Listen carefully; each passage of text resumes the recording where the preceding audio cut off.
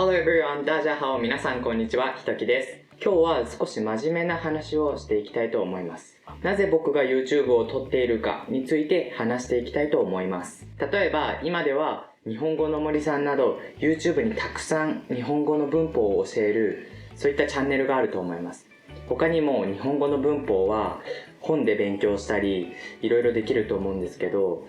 例えば日常生活で使う会話、こういったものを教える YouTube チャンネルはあんまりないんじゃないかなと思います。ですので僕が教えたいのは日本人がよく使う日常会話、それとあとその日常会話の中でたくさん使われるオノマトペ、この2つを中心に教えていきたいと考えています。なぜ皆さんに日本語の会話から勉強してほしいかというと、例えば日本語の文法書には一番適当な言葉を選んでくださいと書いてありますよね。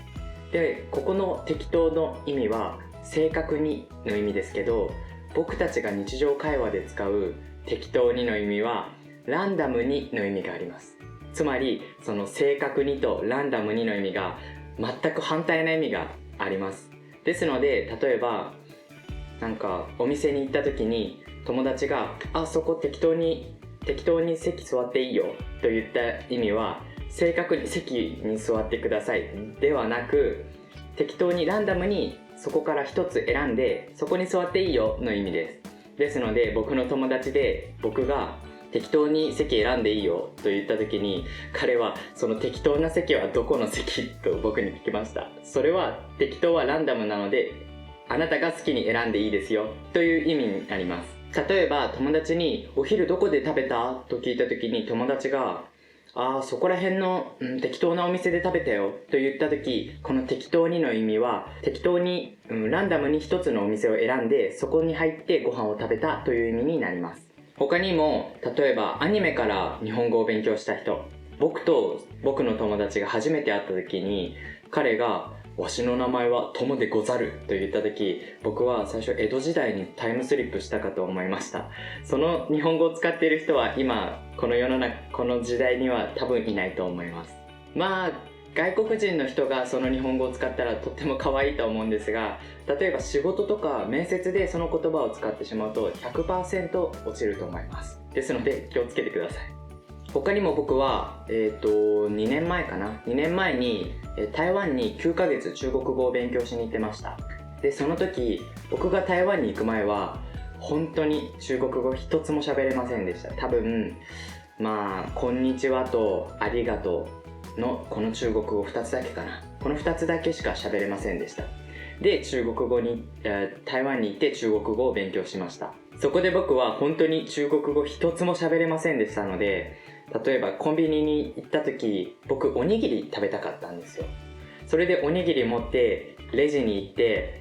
これくださいって言った時に、店員さんはこのおにぎり温めますかって聞いたんですけど、僕は何言ってるか全然わからなくてすごい怖かったんですよ。そこでおにぎり温めますかって言われただけなのに、僕はもう怒られてるって思ってしまってすごい怖くて、それ以降もうバナナしか買えなくて、なぜならバナナは温めますかって聞かれないのでバナナだけ買って、それをしかも3週間ぐらいずっとバナナだけを食べていたら5キロも痩せてしまって、もうそれでどうにかしないとって思って中国語を本気で勉強する決意をしました。でも僕は中国語を本気で勉強すると決めましたが、僕は途中気づいたことがあります。それは何かというと、文法の本に書かれていることや教科書に書かれていること、これだけでは本当に日常生活では全然通用しない、全然中国語で他の人と会話することができないっていうことに気がつきました。もちろん簡単なやつはできるんですけども、どうも少し不自然になったり、あとは聞き取ってもらえなかったり、そういったことがありました。そこで僕が決めたのは、毎日言語学校に3時間行っていたんですけど、その後にも例えば、ハロートークや、あとは日本語を勉強したい人を Facebook で見つけて、そして言語交換をしました。なぜかというと、そこで日常的な会話を勉強できるからです。あとは YouTube も見ました。そこで勉強した中国語は結構日常生活にもたくさん使えるっていうことが分かって、やっぱりこの勉強の方法は間違ってないなと思いました。ですので僕は皆さんにも日本語の勉強を僕の YouTube から自然な日本語、そういうのを勉強してもらいたいと思っています。もちろん、YouTube から勉強するのと実際に話して勉強するのは違うと思いますが、例えば僕の YouTube のチャンネルでは僕は普通の日常の会話を話しているので、それと一緒に例えば僕の話す日本語を真似したり、字幕をなしで聞いてみたり、そういったことをすると日本語の日常会話能力のレベルがとっても上がると思います。もし分かんなかった場合にはすぐ CC 字幕をつけて、日本語の字幕もあるのでそれを見て僕が何と言っているかを真似してみるのもいいと思います。そうしてだんだん日常会話が少しずつ分かってくるようになると、今度はもっと難しい言葉を勉強しようという風になると思います。僕は中国語を勉強してだいたい4ヶ月ぐらい経ったら少しずつ日常会話が分かって、あとはどうやって難しい言葉を勉強していこうかなというふうに悩みました。で、そこで気づいたことがあって、それは何かというと、日常生活の中であまりすごい難しい言葉を使っていないなということに気づきました。ですので逆を言うと、日常生活の中でたくさん難しい言葉を言っていたら、それはちょっと不自然になります。僕はその4ヶ月中国語を勉強して4ヶ月の後、たくさん難しい言葉を勉強して、それを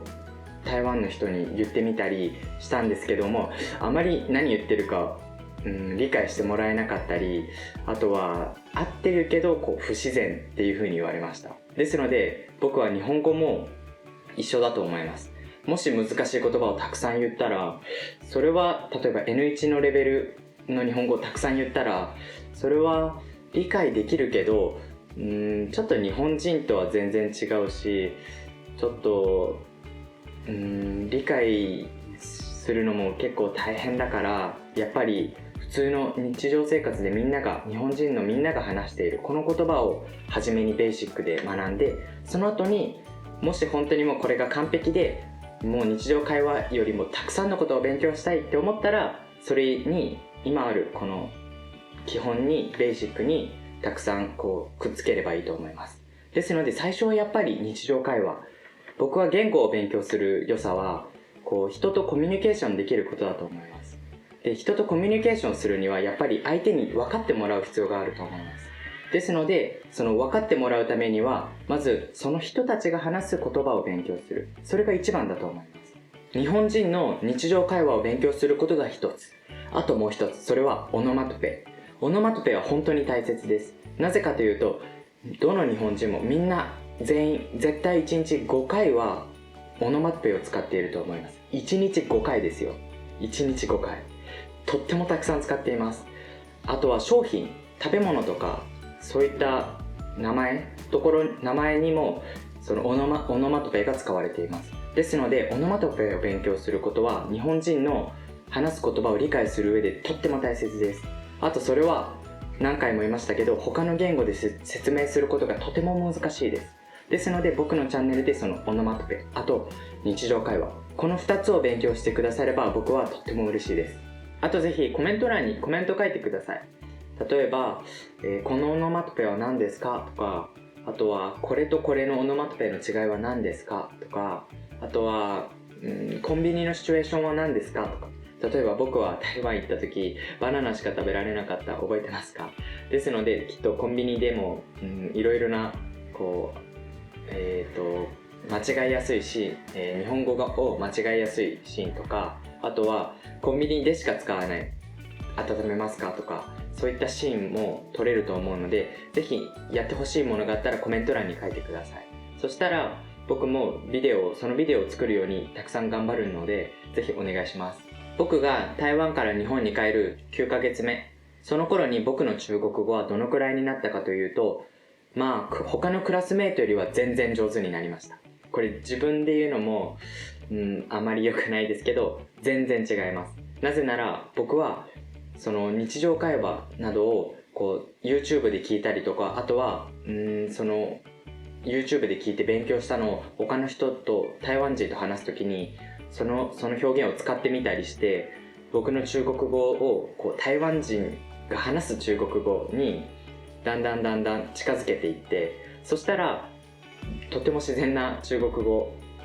自然かな、自然な中国語を話すことができました。そして僕も中国語に少し自信がついた時に中国語検定の2級を受けました。このレベルは少し調べたらだいたい中国語学科4年生が受ける、大学卒業する時に必要なテストで、僕もそれに合格することができました。9ヶ月でそれに合格するのは割とすごいことだとは思うんですけども、その理由は一番はなぜかというと、日常会話でこう中国語というものを体で分かっていったからです。その日常会話を勉強することで、多分このシチュエーションではこの中国語をこう話すのが正しいんだなとか、そういったことがだんだん分かってきました。ですので皆さんも僕の日本語をたくさん聞いたりとか、あとはたまにこのフレーズ使いたいな、覚えたいなという時は、それを口で自分でこう声に出して言ってみる。それもとても大切だと思います。ですのでぜひやってみてください。今日は僕中国語の話もしたので、少し中国語で自己紹介もしたいかなと思います。嗨，我叫 Hitoki， 我是艺术系的学生，我现在大3，我的中文是在台湾学的。我刚去台湾的时候，我一点中文都不会讲，所以我不小心撞人的时候，我只能说谢谢，或者是你好，我不知道我应该说什么，所以我就跑走了。然后我最近很久没讲中文了，但是我还会讲中文。我觉得是因为我常常听台湾人怎么讲中文，所以我觉得听听看日本人怎么讲日文很重要，所以我希望大家跟我一起学习日文。こんなところかなこんな感じですかね。僕も中国語久しぶりに話してちょっと緊張しましたけど、うまく話せてるかなと思います。That's all for today. I hope you liked it, and if you did, consider sharing the video with your friends. And if you are interested in my experience in Taiwan and ask me some questions, please comment below. 皆さんありがとうございました。